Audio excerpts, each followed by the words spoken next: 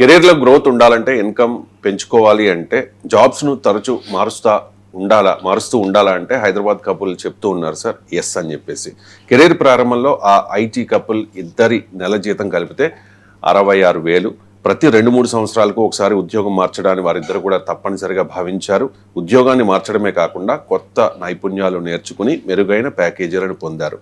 ప్రస్తుతం వారి వార్షిక ఆదాయం కోట్ల రూపాయలకు చేరుకుంది అని చెప్పి వారే చెబుతూ ఉన్నారు సార్. ఆ కపుల్ చెబుతూ ఉన్నారు సార్, కెరీర్లో గ్రోత్ ఉండాలి అంటే ఈ జాబ్ స్విచ్చింగ్ మస్ట్.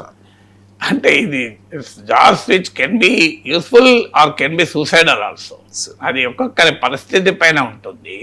ఇప్పుడు ఎస్, నేను కూడా చూశాను సోషల్ మీడియాలో పెద్ద సెన్సేషన్ అయింది.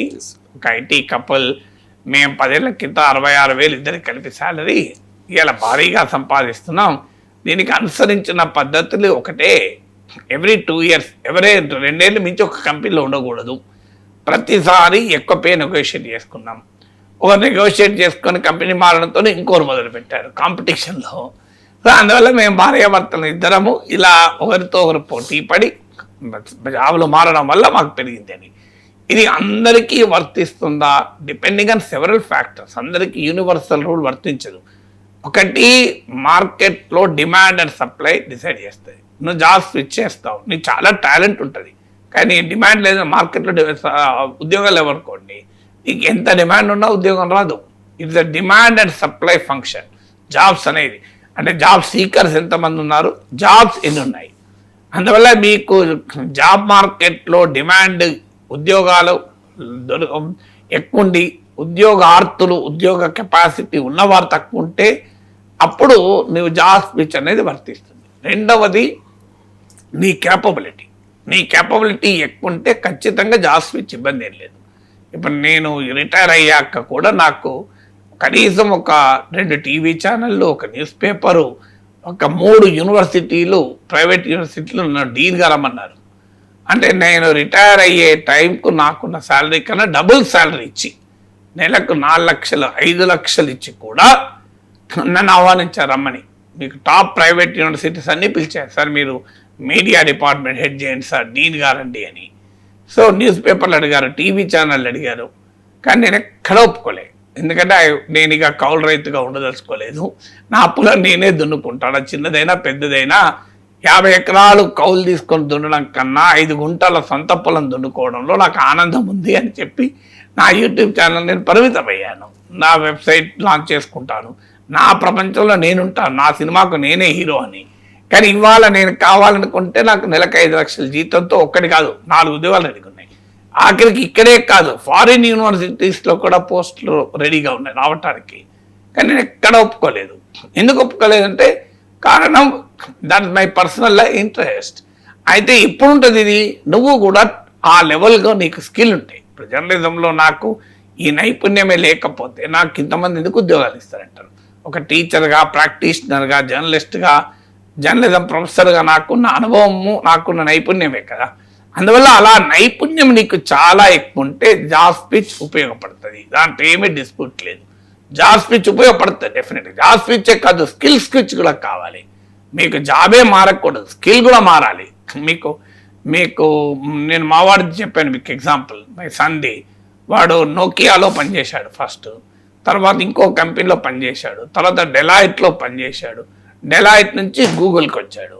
గూగుల్లో ఉండగా మీకు ఇప్పుడు ఐటీకి మారాడు, మీకు సైబర్ సెక్యూరిటీ నుంచి ఆర్టిఫిషియల్ ఇంటెలిజెన్స్కి మారాడు. ఇప్పుడు ఏఐలో స్పెషలిస్ట్ ఇంజనీర్గా ఉన్నాడు. సో మీకు మీకు ఫైనాన్షియల్ ఎక్స్ప్రెస్లో వచ్చిన కథను మనమే మాట్లాడుకున్నాం. How an Indian bond techie flipped his career like a dosa అని చెప్పి ప్రతి ఒక్కరు మారమంటే మారచ్చా. సో మీకు జాబ్ స్విచ్ అనేది అందరికీ సూటబుల్ ప్రిన్సిపల్ కాదు. నీకు హై స్కిల్ ఉండి, హై లెర్నింగ్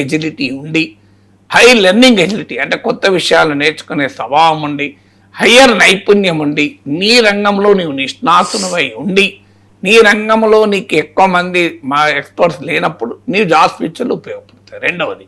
మూడవది ఏంటి అంటే స్కిల్ స్విచ్. కేవలం జాబ్ స్విచ్, ఇప్పుడు నేను అదే పని చేస్తా అంటే కలవది. ఇప్పుడు మీరు యాంకర్గా ఉన్నారు, మీరు యాంకర్ కానీ ఇంకో ఛానల్ పోతా అంటే అపాధి తక్కువ ఉంటుంది. నేను యాంకరింగ్ చేయగలుగుతాను, నేను విశ్లేషణ చేయగలుగుతాను, నేను కావాలంటే ఒక అద్భుతమైన స్క్రిప్ట్ రాస్తా, ఎంటైర్ ప్రోగ్రామ్ కోఆర్డినేట్ చేయగలుగుతా, ఎవరు పట్టుకోలే న్యూస్ పట్టుకుంటా, ఇలా నాకు 10 స్కిల్స్ ఉన్నాయన్నారు అనుకోండి, మీకు ఆటోమేటిక్గా ఆపర్చునిటీస్ పెరుగుతాయి. అంటే కేవలం నా సేమ్ స్కిల్తోనే జాబ్ మార్చుకుంటా ఉంటా అంటే కలవది. జాబ్ స్విచ్తో పాటు స్కిల్ స్విచ్ కూడా ఉందనుకోండి, అంటే స్కిల్ కూడా మార్చుకుంటూ పోయావు, అప్డేట్ అవుతూ పోయావు అనుకోండి, నీకు అవకాశం ఉంటుంది. ఇది 3. 4వది నీ పరిస్థితి. ఇప్పుడు నాకు 1988 అక్టోబర్లో నేను లెక్చర్ అసిస్టెంట్ ప్రొఫెసర్గా ఉస్మానియాలో చేరాను. 1993లో నాకు అద్భుతమైన ఆఫర్ వచ్చింది. 93లో ఏషియన్ కాలేజ్ ఆఫ్ జర్నలిజం కొత్తగా పెట్టారు. అప్పుడు మీకు బెంగళూరులో ఉండే, ఇప్పుడు చెన్నైలో ఉంది. దాని first inaugural syllabi designing, course designing మీటింగ్కు నేను చెన్నైకి వెళ్ళాను. I was the only journalism professor invited. మిగతా వాళ్ళంతా టాప్ ఎడిటర్లను పిలిచారు, టాప్ న్యూస్ ఎడిటర్లను, జర్నలిస్టులను పిలిచారు. టీజే జార్జ్ అని ఇండియన్ ఎక్స్ప్రెస్లో టాప్ జర్నలిస్ట్ కోఆర్డినేట్ చేశాడు. నాకు అప్పుడు జాబ్ ఇచ్చారు. మాకు అప్పుడు యూనివర్సిటీ శాలరీ కన్నా డబుల్ శాలరీ ఇచ్చారు. కార్డిఫ్లోని థామ్సన్ ఫౌండేషన్లో 6 నెలల ఫ్రీ ట్రైనింగ్ ఇచ్చారు. ట్రైనింగ్ పీరియడ్లో ఇండియన్ శాలరీ ప్రొటెక్ట్ చేస్తామన్నారు. First faculty member in Asian college journalism, నన్ను ఇన్వైటెడ్. నేను పోలేకపోయాను. ఎందుకు? నాకు ఉస్మాన్ సిటీలో జాబు, మిడిల్ క్లాస్ బ్యాక్గ్రౌండ్, ఓ సొంత ఇల్లు లేదు, అప్పుడే కొడుకు పుట్టాడు, మళ్ళీ ఉద్యోగం పోతే మళ్ళీ ఉద్యోగం వస్తుందో తెలియదు, లీవ్కి అవకాశం లేదు. నేను ధైర్యం చేయలేదు, పోలేకపోయాను. ఎందుకు? నా కండిషన్ అది. అదే నేను ఇప్పుడు సెకండ్ మా సన్ ప్లేస్లో నేనుండుంటే నెక్స్ట్ జనరేషన్ కాస్త వెంటనే జాబ్ అవసరం లేదు కావాలంటే అనే పరిస్థితి ఉంటే వెళ్ళిపోయేవాడిని. సో అది 20 ఏళ్ళ కింద తీసుకోగలిగేవాడిని, 5 ఏళ్ళప్పుడు తీసుకోలేకపోయాను ఆ డిసిషన్. ఎందుకంటే మిడిల్ క్లాస్ బ్యాక్గ్రౌండ్, ఈ జాబ్ కూడా పోతే ఎట్లా అనే భయం. అందువల్ల మన ఇండివిజువల్ కండిషన్స్ కూడా, ఇప్పుడు మీకు ఇంట్లో ఓ చెల్లెలు మ్యారేజ్ ఉంటుంది, ఓల్డ్ పేరెంట్స్ ఉంటారు, నీకు ఆర్థికంగా పిల్లలు చదువుకుంటుంటారు, అప్పుడప్పుడే నువ్వు రిస్క్ తీసుకోగలవా జాబ్ మార్చేసి? సో అందువల్ల యువర్ కండిషన్ ఆల్సో ఉంటుంది. అందుకే దీనికి స్టాండర్డ్ ప్రిన్సిపల్ లేదు. You have to customize the guidance for yourself. Thank you so much sir. చాలా అంశాలకు సంబంధించి చాలా డీటెయిల్డ్గా విశ్లేషణ అందించినందుకు. ఇది ఇవాల్టి నమస్తే నాగేశ్వర్. మళ్ళీ సోమవారం కలుద్దాం.